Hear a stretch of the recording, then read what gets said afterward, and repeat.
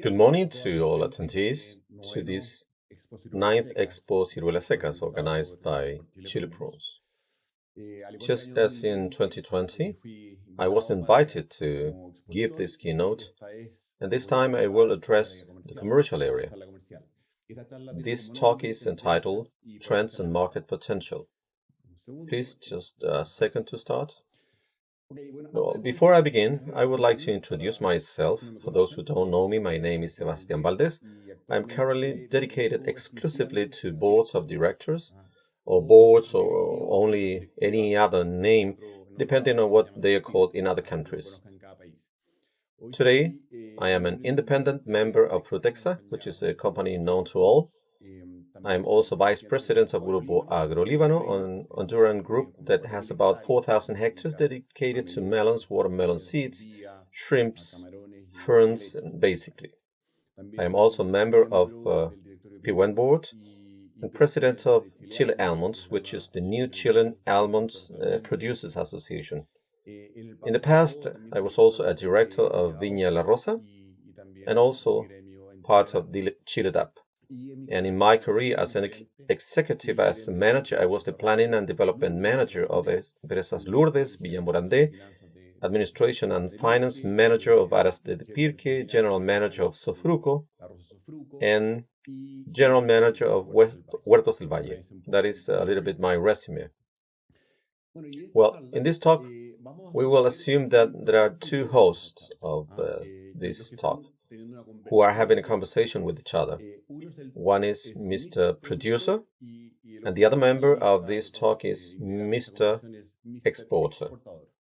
They're going to talk in this chat, and they will try to solve, I hope, all your doubts about the market.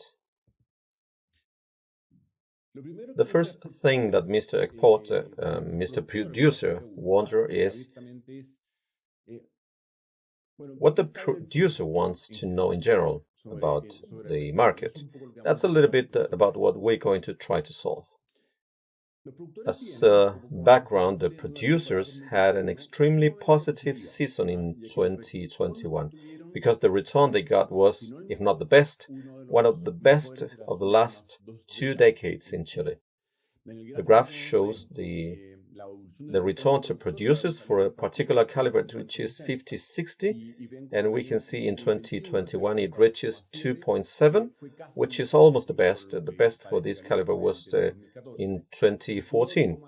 But if you take the caliber composition of each crop, probably in 2021 we had the best average return to producer, probably in history, or at least for the last 20 years, as the data shows.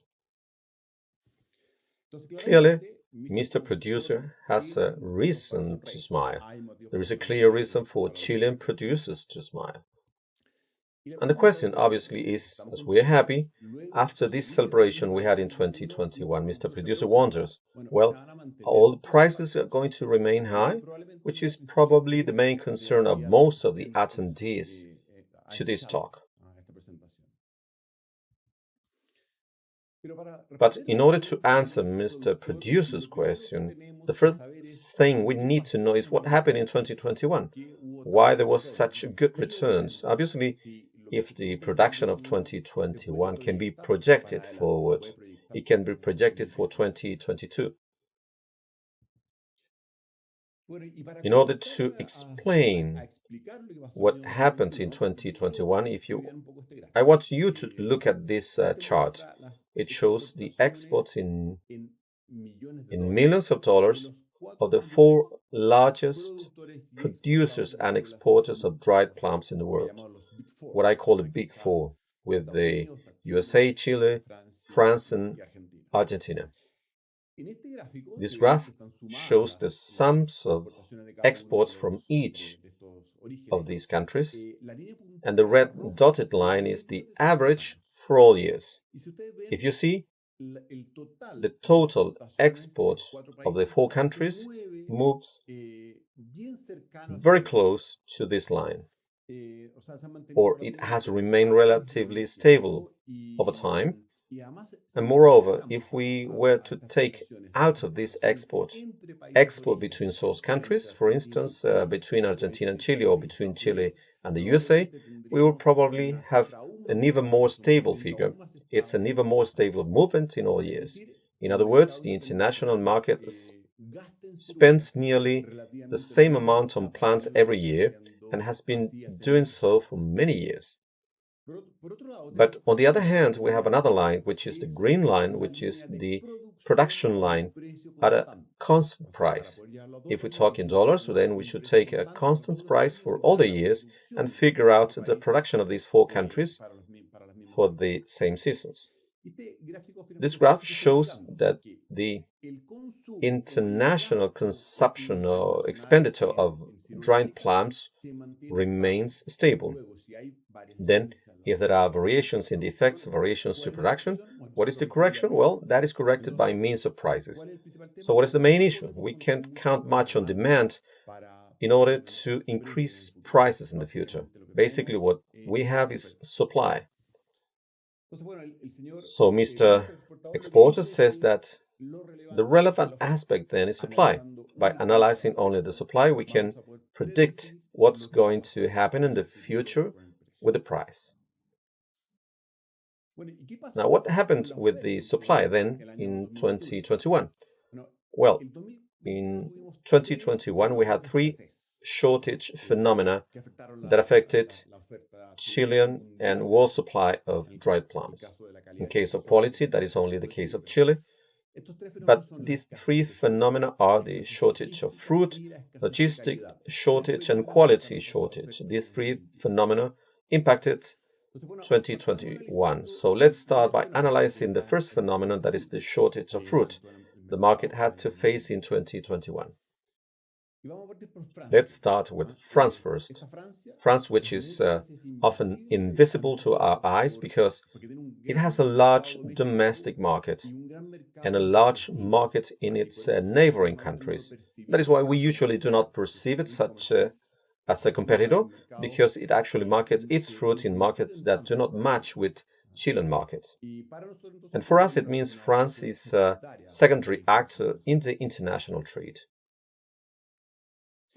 If we look at the productive engine, which is the productive surface in France, has remained relatively stable over time. If you look at it, there are two peaks. There is one peak until 2012, and then another peak since 2014. For the former, the average is nearly 20,000 productive hectares, and from 2014, it's close to 10,500 hectares. So in general, the productive area in France has remained stable for a long time. Now, what about productivity? Well, just like any agricultural product, productivity is more volatile, and it has been that in France. We can see here that the average of the last 20 years, the median is nearly 3.5 tons per hectare, with a minimum of 2.3 tons per hectare in 2011 and maximum of 5.5 in 2016. During 2020 specifically, that was the crop we competed with last year. It had a value of 3.2 tons per hectare, which is similar to the average for the last 20 years.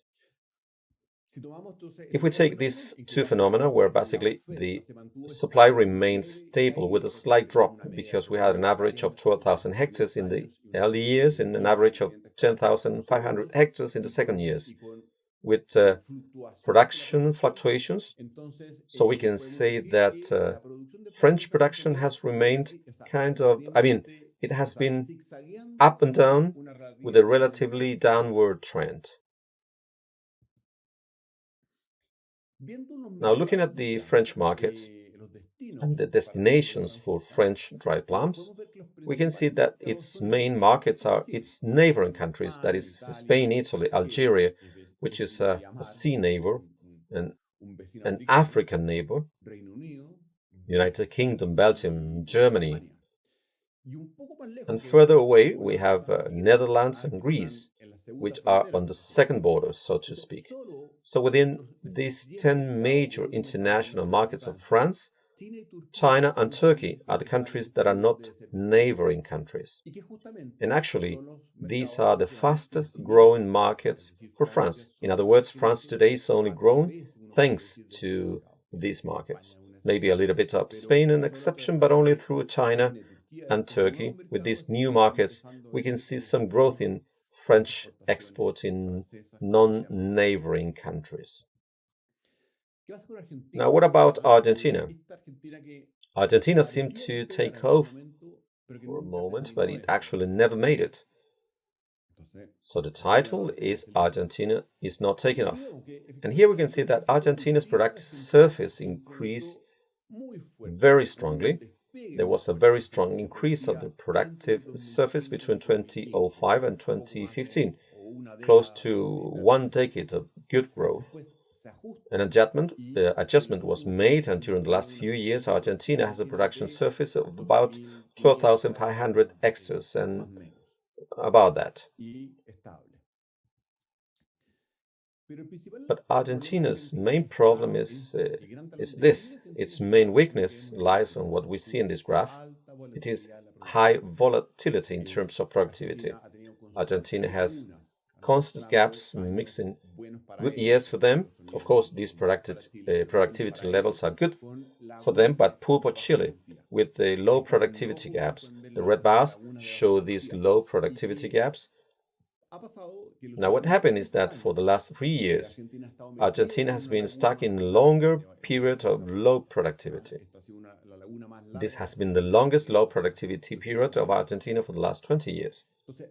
So, if we put these two things together, we can say that given the volatility of its production and a productive surface that has remained kind of stable at 12,500 hectares, what we can say is that Argentina is certainly the most volatile and unpredictable producer, exporter, and supplier of dried plums among the Big Four. Clearly, that is one of the conclusions. And in order to contextualize the years 2021, Argentina has produced nearly 20,000 tons of production. Regarding Argentina's main markets, here we have a similar picture to France. Argentina's main market is Brazil, that is its neighboring country, with about 60% of all exports in millions of dollars for Argentina, and that is a lot of money. Argentina is quite focused on this big customer on its borders. Well, what about California? Well, last year, for those who saw my presentation, we talked about the decline of the Californian bear. And we talked about this slow retreat of California as a leader, as the historic plum leader in the world, for more than a century, as a historic leader. This retreat has a milestone that marks it very deeply, which is the key turning point, which is the plantation removal program promoted by the USDA, the Department of Agriculture, in the United States in 2001. This program was aimed to encourage plantations removal in order to get a healthier market for producers who remained producing plums in USA, in order to make the drying plum business sustainable for growers, and that did not happen at that time. The plantation removal program was the beginning of a steady decline in California's productive acreage. That means in 2020, California had 16,187 productive hectares. This is clearly the lowest production figure for decades.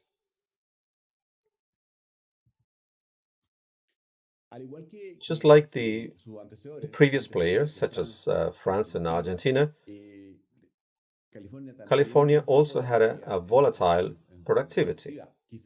Perhaps not as much as Argentina and France, but it has this volatility that is inherent to all agricultural products. This means that during 2020, that was the crop competing against cheating crop of 2021, it had a very poor yield, that is depicted in the yellow bars for years of low productivity, and 2020 was the year of low productivity, basically because of the drought that affected California and because of the high temperatures during the pre-flowering season in California. So this is strongly affected productivity in California. And then what happened with this very large decline in terms of productive hectares? It was a reduction of nearly half of the production between 2001 and 2020. Obviously, there was a decline in terms of production. In 2020, we can see here that California had 50,891 metric tons of production. It was one of the three lowest production periods for the last 20 years in California. Now, if we look at the producer's return in California, the graph shows the plantation removal program had the effect the USDA wanted to get, along with the gradual decrease in planted acreage. The producer's return began to increase from 2001 onwards and are set to rise as in peaks.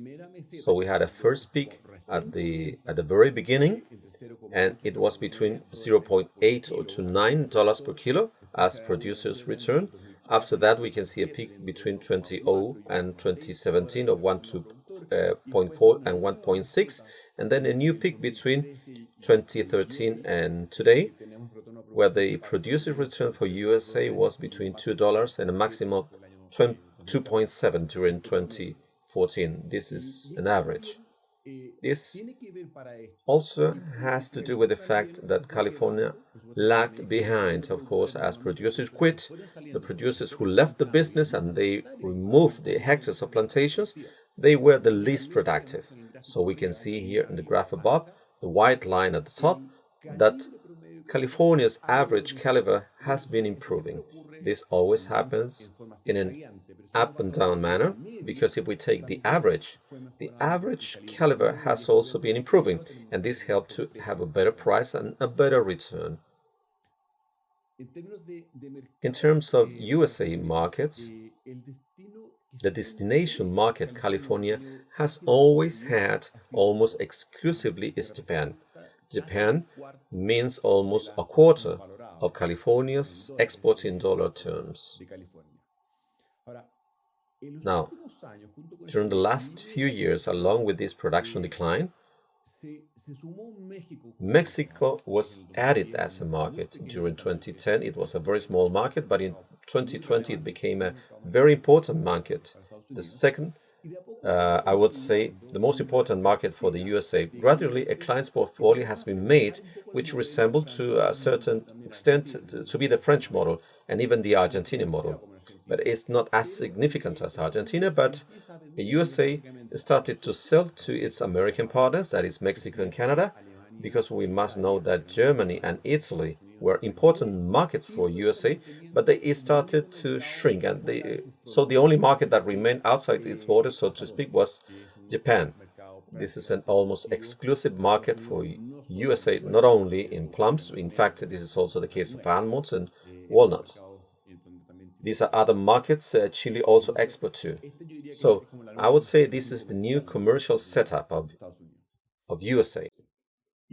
And in case of Chile, I would say that Chile, this cougar does not bite.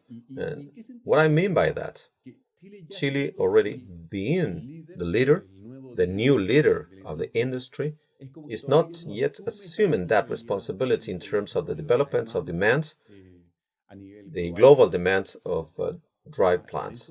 This is what we mean by Chile not yet taking these steps. So then it makes that so that neither the Chilean industry has not been able to grow as much as it should grow in recent years. So here we can see that in Argentina, the surface production is growing until 2012, and from then on, we had a peak between 10,500 11,500 of productive hectares, which continues to remain. In terms of productivity, just like the competitors, we have a certain volatility, but we can say that the productivity that Chile had in 2021 was very low, basically affected, I would say, by two effects. I would say there is a cause that has to do with the constant drought because of the climate change that all the Chilean agriculture is suffering. And second, perhaps in this case it is more important, in fact the January rains that we had in January that strongly impacted the production. In this graph we have an element that we didn't have in the other graphs, and in here this white line that we have in each column, and this is the additional productivity that Chile would have or that actually had, but it went away to fresh product, and this should be added in terms of real productivity to Chile for the fruit that was used for fresh product, and that is why we didn't have this dry plum industry growing. But in the year 2021, if you sum up this white area, we have a productivity similar to what we had for the last 20 years. That was what we had in 2003. Well, adding all these factors, a little bit the drought and climatic factors that affected Chile, and a surface that is stable and even slightly downwards, clearly Chile has 5 years of productions that are going down. So we have productions close to 100,000 tons, and last year we had a dry plum production of 58,430 metric tons. Now, what happened in terms of returns in Chile? Here we have to, in order to make a comparison with California.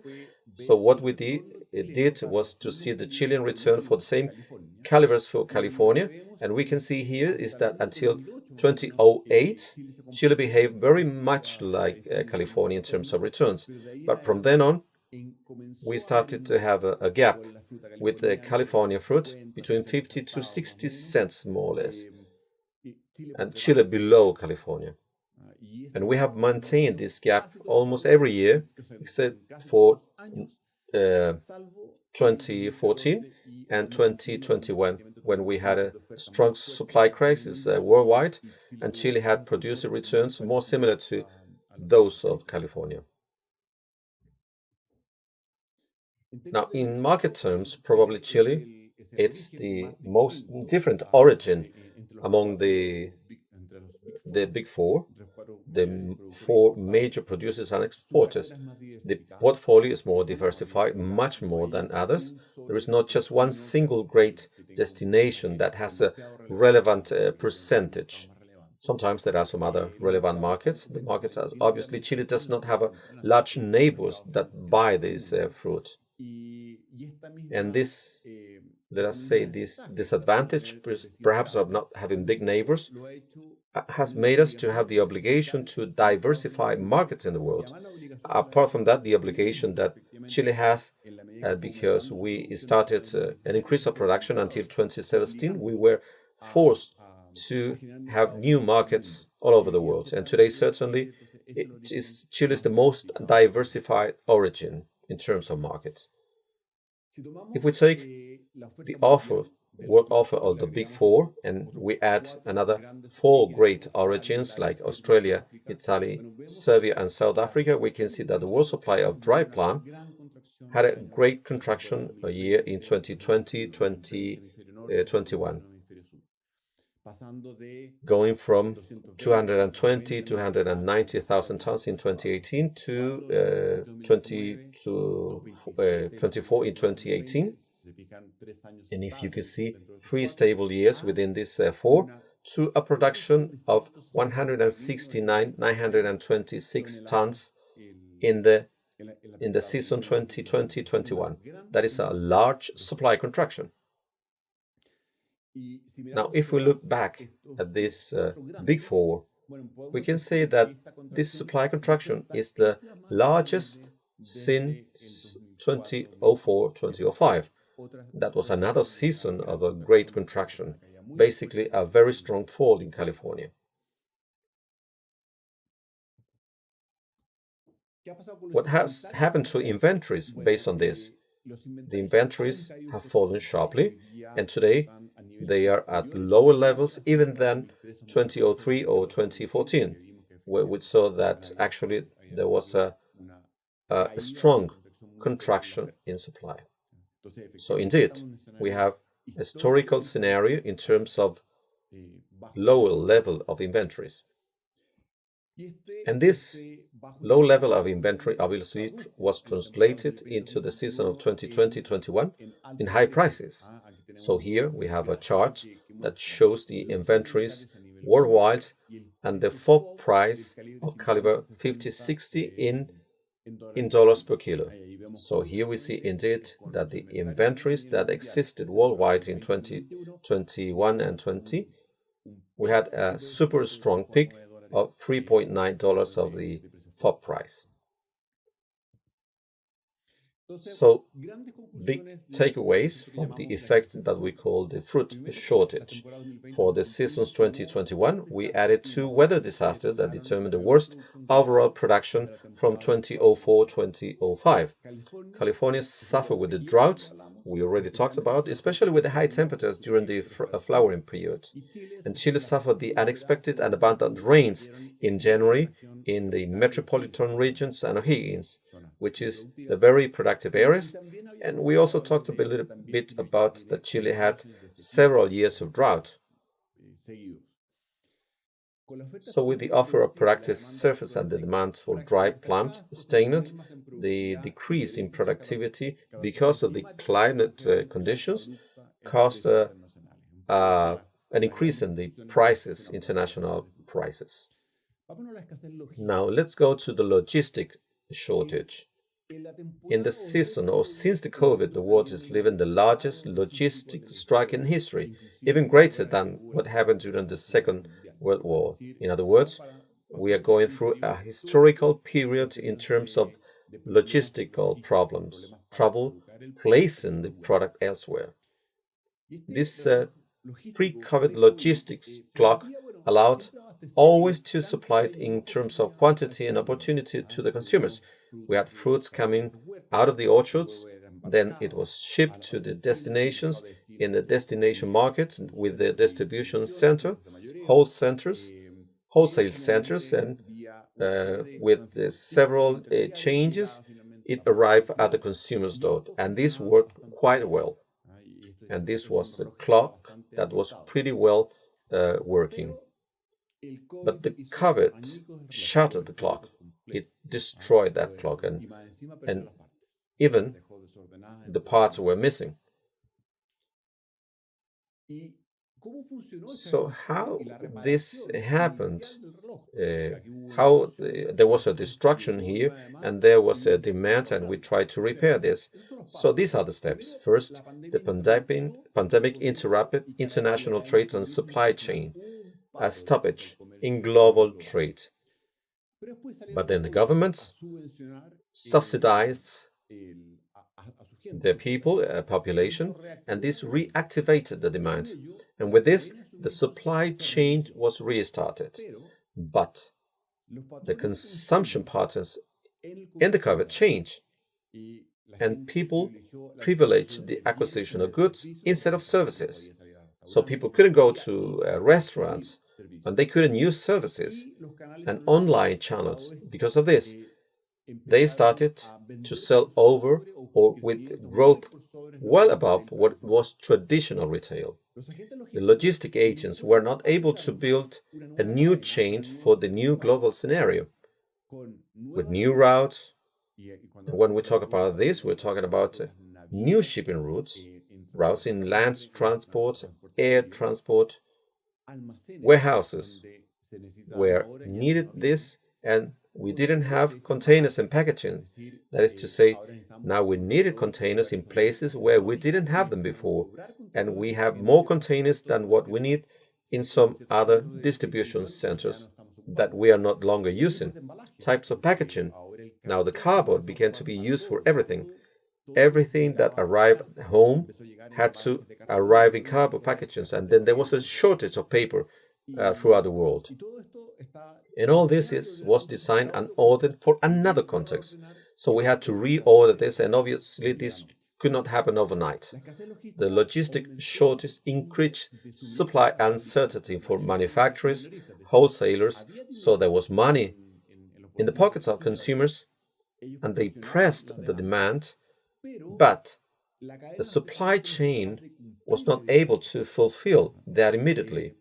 Why? Because the manufacturers did not get the inputs, the raw material, so they couldn't produce what they needed, and the wholesalers were affected by this logistical shortage. They couldn't coordinate shipments, they couldn't coordinate shipping, they couldn't coordinate ground transportation in order to provide supplies or raw materials or products to market, and also to be delivered these products to the final consumer. So then, finally, all these actors in the supply chain, what they did, pressure because of not having, the consumer wanted products and they were not able to have the inventories at the usual times, so they started to push the supply chain to keep safety inventories. The demand pressure about manufacturing capacity, then that pushed the prices up. So here we have a supply cut effect by cutting the supply chain. And here we can see some figures. Here we can see, for instance, that ships with total container ships increased only slightly, only 3%. Its capacity in thousands of TEUs. TEUs is a 20-foot container. It's an equivalent unit. It also increased only 6.5% between the beginning of the trade of the pandemic that we could identify it in June 2020, December 2021. Cellular container ships are the modern ships with this configuration in order to order containers. They also increase only 3.4 to 6.6%. And here we can see indicators to talk about the scarcity, that inactive commercial cell ships, those who were a bit waiting to be leased, they went from 375 to only 50. So we have a decrease of 86%. The capacity of those containers dropped by 91%, and the idle capacity over the total installed capacity went from 7.9 to 0.7. That is a total of 91%. The new boats that began to be leased, they went from 308 to 718. So new ships delivered went from 135 in December to 153. The ships eliminated, almost no ships were eliminated anymore, and this fell from 101 to 19. That is 82 ships less. The new boats ordered, on the other hand, in the year, they went from 114 in 2020 to 556 in 2021, in just 1 year. And this is one of the most important indicators. The rental of a ship of 8,000 to 500 TEUs went from $13,000 to $135,000 per year. So we're talking about an increase of 1,000%. The shipping rates obviously multiplied by 5. And here we can see this indicator, that is the SCFI, which is for the port of Shanghai. It went from an average of 1,000 for a long time to almost 5,000 for freight. And here we can see the sale of short freight and long freight. We can also see that at the level of the shipping companies' profits. The profits of the shipping companies kept with very low operating incomes and often with losses many years.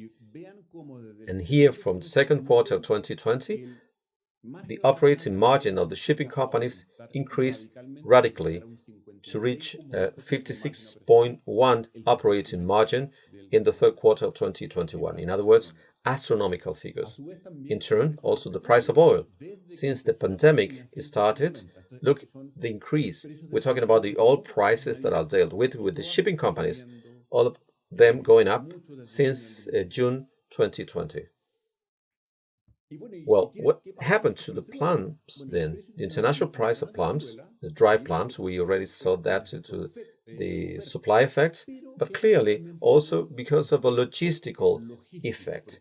Because the logistic effect, what what it did is it was to ponder even more the shortage of fruit. Somehow it was a scarcity multiplier, and that made that from June 2020, and I would really say since March 2021, we have a strong rise in prices. And this, what happened to the dry plums, it happened not only to this, but also to other products, just like the walnuts, the nuts, American and Chilean, and both of them. So here we can see that this effect, it was not just for the plums, it was basically for all non-perishable foods. So all this, the increase, the almond, 8 cents a dollar, plums probably similar to that, and the walnuts order of 30 to 40 cents. But what happened to the quality? Well, the quality, certainly the year 2021 was worse. And here we can see a chart from Frutexa, and thanks for that. And you can see here the amount of discards, it was double the amount of garbage, and there was clearly much less fruit available to the market, despite the fact that the controls were much more permissive for 2021. But what happens? As the Indian said, if the market is hot, quality is not a problem. When the market is hot, consumes whatever. And here the quality, obviously, quality is not relevant versus the heat in the market. Now, what's coming for 2022? First, we will say that the coming seasons, there will be no changes in productivity, that is to say, in production. The global productive service, we will see that it will drop slightly. So we don't have that in an effect telling us that there will be more supply because of the productive area. So what we expect for 2021-22 is another supply contraction, this time caused by France with a very strong fall, and for Argentina. The other one was caused by California and Chile. This is more caused by France and Argentina, with 131,000 tons of supplies of global production. This will cause again that inventories fall again. We already expect that inventories for 21 and 22 and 22 and 23 of about 60,000 tons and 56,000 tons, historically low inventories. So we can see this guarantee that low inventories, the global inventories guarantee new increases in the price of Chilean dried plums. And as Mr. Exporter says, no, it does not guarantee that. And because it depends a lot on the logistics clock repair. We can see that the new ships ordered in December 31st were 718, and here we can see that the number of new boats that are integrated in turn, these are the ships that should be eliminated in other cases. And you can see that the accumulated growth in ships from 2021 to 24 is only 8.2% in terms of ships and 19.3% in terms of capacity. If we compare this with the demand, because the demand is basically according to the amount of millions of tails of 20-foot containers or equivalent to this, we can see that the annual growth of the demand, at least until 2022, will be much bigger than the number of new ships or new capacity that will enter the market. And this is fixed just year 2023 and not completely. I would say that the logistic shortage will be maintained until 2023. And then we will start to see a sort of normality. But what is missing? What happened with this anxiety effect? Everyone in the supply chain tried to stock up, and since they couldn't do it, they were anxious and began to press the demand. and they began to press their supply chain to bring them products. Well, if we see the other products that are not plum, we can see that from December, November, many of them have begun to fall. Why? Because the inventories finally reached their destination. They started to be stocked in the destination markets, and then that created a sort of calm, and prices began to fall. We can see that in almonds, where we have strong inventories. That was a problem for the United States, and we can see that in the nuts. Obviously, that not happened with the dried plum, because the dried plum had a very relevant supply phenomenon. We have very, very low inventories. So, in short, in 2020-21, the dried plum industry was unfolded on stage, fruit shortage, and this made prices to rise. But also, we faced the worst logistics shortage in history, so the rise was higher, and even ignoring the scarcity of fruit quality. So we started with California and French harvest, and the expectations with the problems in Argentina, and that revived the scenario of fruit shortage. The entry into new operation of new ships is not enough to cover the demands for transportation of goods, and this means that we are going to have a scenario of logistical scarcity. However, this time the world is more certain about the behavior of consumption in a pandemic, and the anxiety effect will not be repeated with equal force than the previous seasons. So we are going to have the effect of logistic shortage, but the supply chain has learned to live with it. So we know that we have to ask one more month in advance. We know that we have to have inventories, and that is why it's likely that the prices will remain high, but there will be not much room for abrupt new rises. So we can say that Mr. Producer is going to be happy once again, because prices are going to stay high, but watch that the market is not pretty good for the future, because the market has already learned to live with COVID. Well, that's my presentation. Thank you very much for your attention, and I hope you enjoy this Congress of Expociruelas Secas for the year 2022. Thank you very much.